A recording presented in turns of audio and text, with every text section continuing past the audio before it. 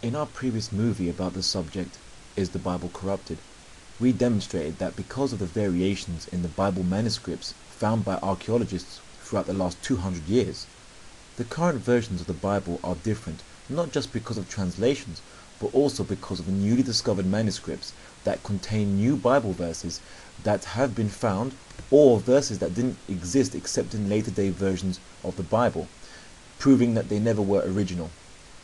While the modern day Catholic Church refuses to acknowledge these earlier manuscripts, Bible scholars are continually discovering and updating the Bible as new manuscripts are found. This is proof enough that the church approved canon that the Christians call the Bible has itself been corrupted. After we demonstrated this in our last movie, some Christians have admitted that the Bible did in fact suffer some additions and deletions. But they try to play this down by claiming that all such corruptions are now known and only occurred later. You say that we have changed and manipulated our text? Listen, we know when this happened. This happened in the 9th, 10th, or up to the 12th century, but we know exactly where they happened. We admit that they are there. We admit that that these are accretions that are added much later. Some Christians say that Bible changes and alterations only happened from the 9th century onwards, and that they know when it happened, where it happened, and what was affected. But let's see if that's really true. The famous church father, Origen, actually quoted, "The differences among the manuscripts have become great, either through negligence of some copyists or through the perverse audacity of others. They either neglect to check over what they have transcribed, or in the process of checking, they make additions or deletions as they please." And he didn't specify where or who or how. Listen, we know when this happened. This happened. He just said, great. Just imagine how many alterations, deletions, and editing had to have happened for this early church father to be so concerned that he said that the differences between manuscripts have become so great. And do you know when he lived? It wasn't the 9th century. 9th century. It wasn't the 10th century. 10th century. It wasn't the 11th, 12th, or any other century afterwards. Or up to the 12th century. It was the 1st and early 2nd centuries. Yes, that's right. The 1st and early 2nd centuries, there was already complaints about large manuscript variations. But let's see what other people have to say from the era. 70 years earlier, a pagan named Celsus wrote about the Christians and their additions to their Bible. Here's what he had to say. "Some believers," referring to the Christians, "as though drunk from a drinking bout, go so far as to oppose themselves and alter the original text of their gospel 3 or 4 or several times over, and they change its character to enable them to deny difficulties in the face of criticism." Did you hear that? Did you understand what that meant? And things got so bad that the bishop of Corinth, called Dionysius, also complained. Dionysius was a contemporary of the famous church father Irenaeus, and he lived on the 2nd and 3rd century. Let's see what he said about this issue. "When my fellow Christians invited me to write letters to them, I did so. These devil's apostles have filled it with tares, taking away some things and adding others. For them is a woe reserved. Small wonder then if some have even dared to tamper with the word of the Lord himself, when they have conspired to mutilate even my own humble efforts." So here we have the Bishop of Corinth complaining that even the letters he writes for his congregational members or members in other places and parts of the world that are request his letters, even these letters get changed and altered. So little wonder, he says, that there is so much rampant changing of scriptures going on. So we know that all this editing, alteration and deletions were happening at these times. So much, but we don't have any records of what exactly happened. And that these scholars are referring to, these church fathers are actually referring to, or even this pagan scholar who's debating against Christians, even he's mentioned the fact that no, even if you speak to Christians, even if you refute them on some points, they'll just change their text to come back on you in it. So that even then you can't prove them wrong, because they'll just change their text to iron out any contradictions. So these are the kind of alterations that happened. And as we know, during this period, church doctrine was still being formed and it was still being solidified. But now, let us demonstrate the kind of doctrinal induced changes of the Bible which happened. So let's look at the kind of alterations that did happen over this time that we do know about. Now, let's look at one interesting error.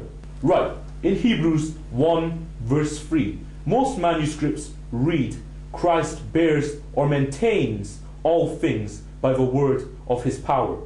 However, one notices in Codex Vaticanus, it reads, Christ manifests or reveals all things by the word of his power. So, another scribe came along, and whilst examining the Codex Vaticanus, he changed it back to the original, more common reading of Christ bears or maintains. However, a third scribe who looked at the text and its changes, changed it back from Christ bears and maintains back to Christ manifests or reveals, and wrote this note, Fool and knave, leave the old reading and do not change it. So everybody get this right.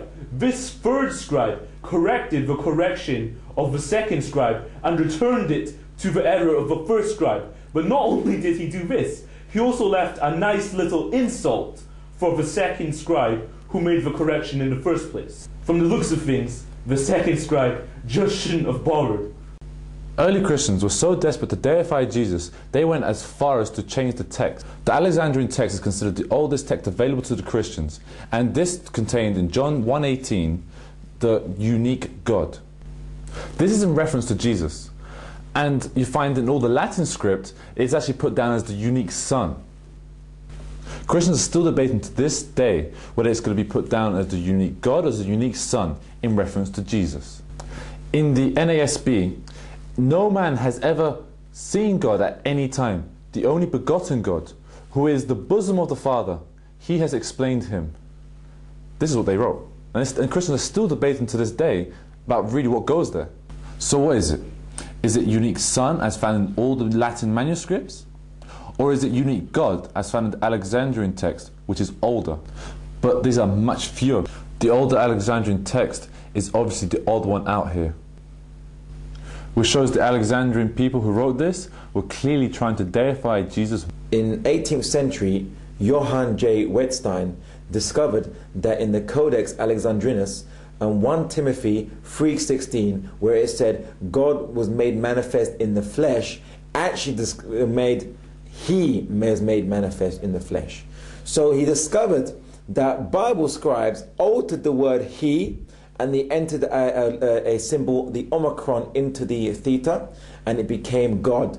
So he discovered where Bible scribes have deliberately altered the text to transform the simple word where it says that Jesus is manifest in the flesh, he is manifest in the flesh, and they changed it to God is manifest in the flesh. Johann discovered many such pro-divinity alterations of the Bible, and he was branded a heretic by a lot of the Christians for attacking pro-divinity verses of the Bible. But in this particular case, he did prove conclusively that this verse was changed to make Jesus into a divine being in this issue. In Luke 22:17-19, Jesus is having his Last Supper. In this verse, the passage occurs, "This is my body, which has been given for you. Do this in remembrance of me." And likewise after supper, saying, "This cup is the new covenant in my blood, which is shed for you." This verse does not occur in one of the oldest Greek manuscripts and several Latin witness manuscripts, but it was inserted in much later on. The verse of atonement for sin directly by the blood and suffering of Jesus was actually entered into this. The issue of "for you" and doing these issues for you, where Jesus is meant to be saying this, does not occur anywhere else in Luke's gospel, just here. And this was being proven to be a later fabrication, interpolated and added into Luke's gospel. In Luke, one Greek manuscript and several Latin manuscripts read, "Today I have begotten you." although the vast majority of Greek manuscripts read, "You are my beloved Son, in whom I am well pleased." Although the first reading is less common, it's interesting to note one thing.